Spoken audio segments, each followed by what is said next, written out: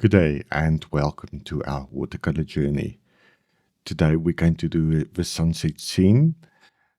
This is from a photo that we took last year on our holiday. The sunset was so bright and vibrant, so I had to diffuse it a little bit for the painting just to make it look a little bit more natural. Here is a list of the materials that I used. And as always, it will also be added to the description list. So let us start. First of all, my board is at an angle of about 30 degrees. I masked out the sun with masking fluid from Winsor Newton, and that makes that I can wet that area well and don't have to go around the sun and make it more difficult.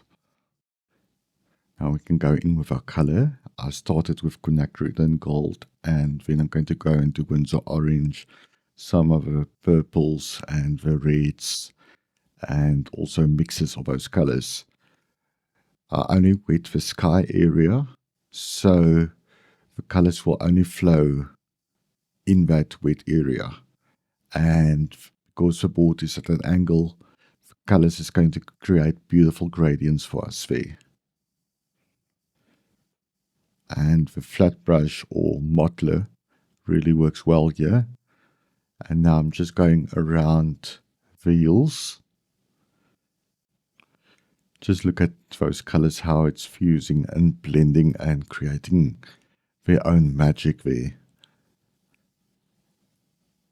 And as long as the paper is wet, you can just play around and create whatever you feel like you need to do there. I'm painting over the sun area because of the masking fluid that preserves that area and you will not have any hassles. I'm just enhancing some colors there.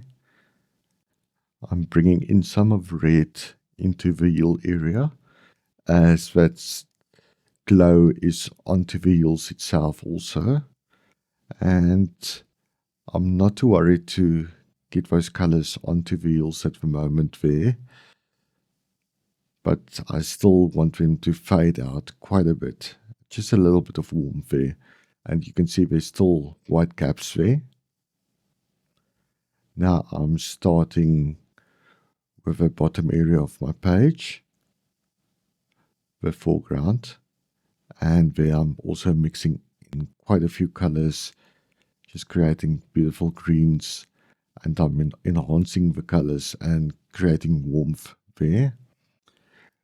This is only my initial layer, so I'm going to intensify the colors as I go along because I want them to be much darker, but I don't want it to be completely black because I still want some interest in the painting.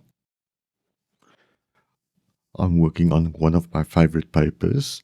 It's called Saunders Waterfit Cold Pressed 100% Cotton. You can see the colors flowing beautifully on that paper. And I'm just enhancing some of the darks now.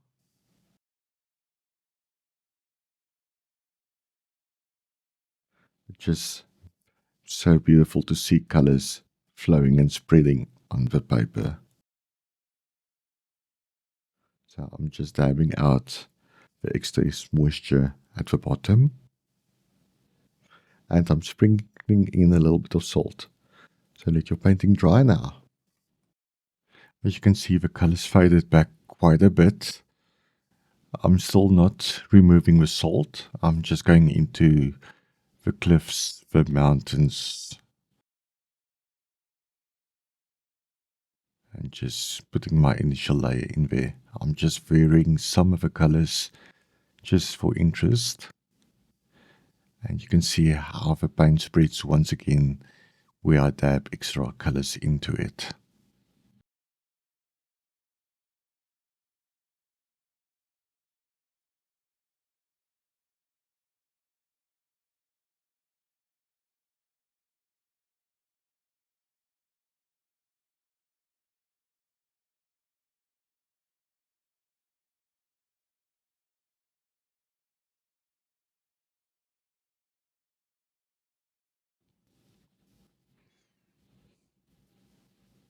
Here I'm just dabbing in some extra red into the mountain because there's a lot of glow from the sunlight on those cliffs.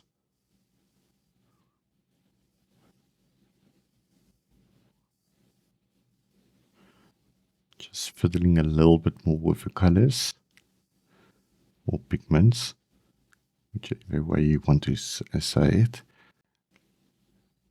Now your painting can dry again. So it's dry again.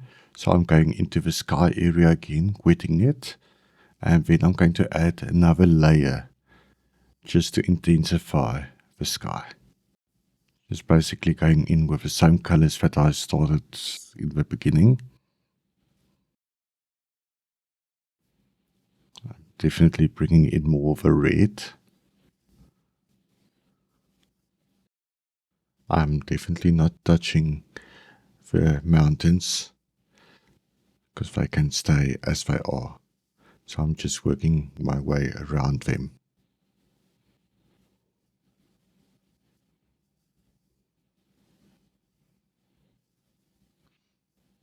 And you can see there's quite a few hard edges, so I'm going to soften them later on.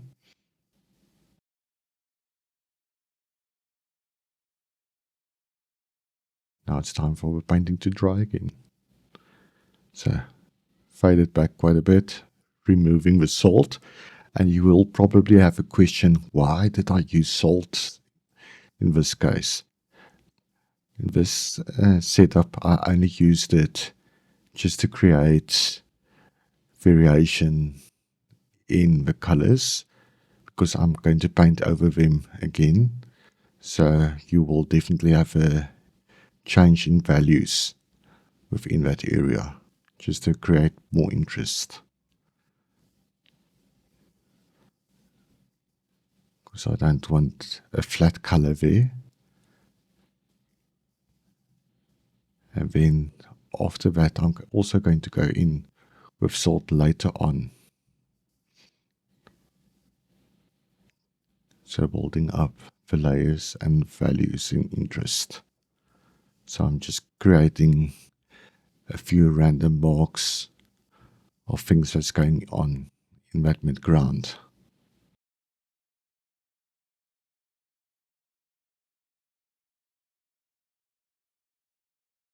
So as you can see there, I'm going over the initial layer there. And you can already see that color variation because of the salt that I used.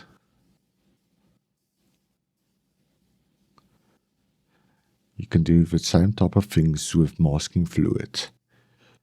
You can put a layer of masking fluid and then paint and then remove that masking fluid, add another layer of masking fluid just to create various lines of interest and different values.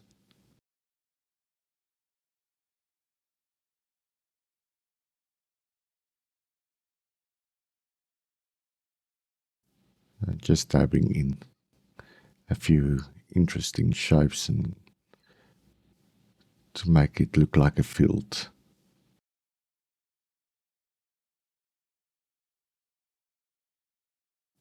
And there I'm going in with some more salt.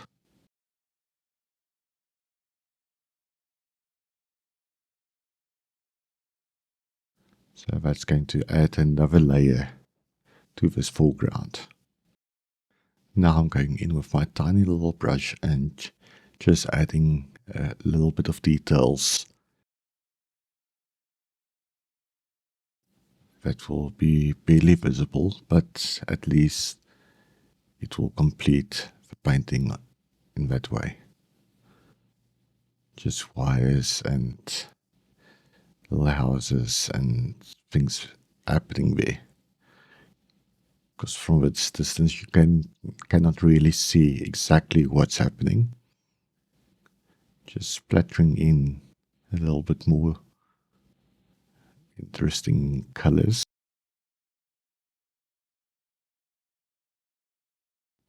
Enhancing a few details there. And Just bringing in another layer in the mountain, and that will bring that part a little bit more to the foreground, but I'm blending out that I don't get any hard lines there. And for that you use clean water. And now your painting can dry again.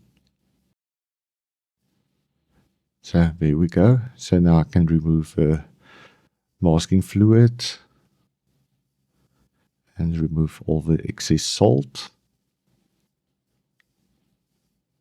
And things are definitely starting to take shape. I'm just softening the color of that sun because I know it was very bright that day, but the yellow will just make it a little bit softer.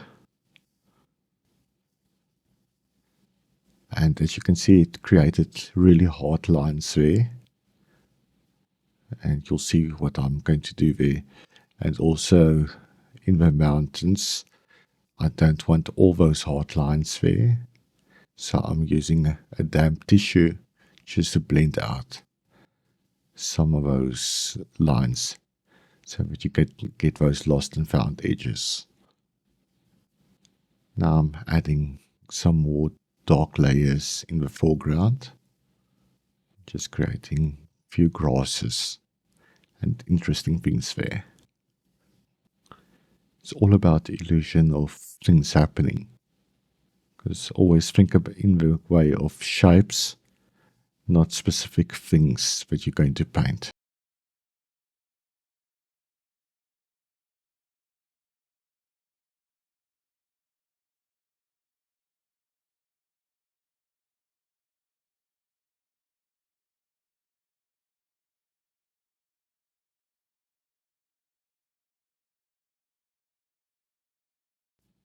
So you can see I'm going over some of the salt areas once again. And you can definitely see there's quite a bit of variation in the values. I'm just intensifying that midground because it's still a little bit light for me.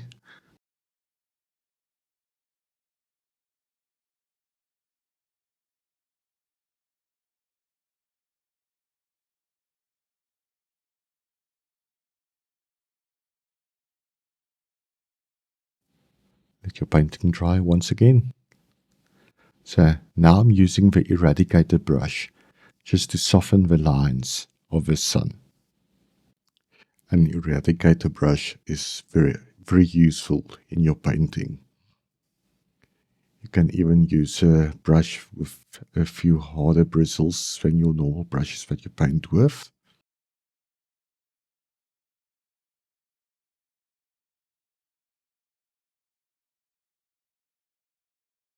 Decided to sign it, but afterwards I decided I still need a few more darker lines and marks.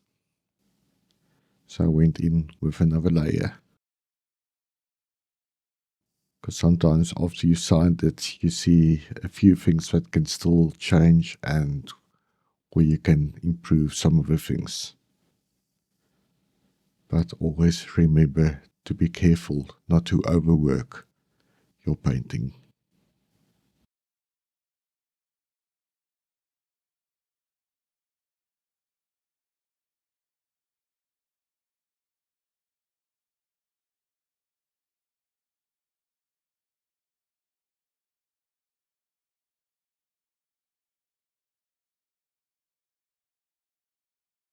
Still intensifying a few things and just giving a little bit more detail. We are reaching the end stage now. So I think this is it for now, and this is our final painting. So please like, subscribe and comment for me, and I'll see you next time. Thank you for watching.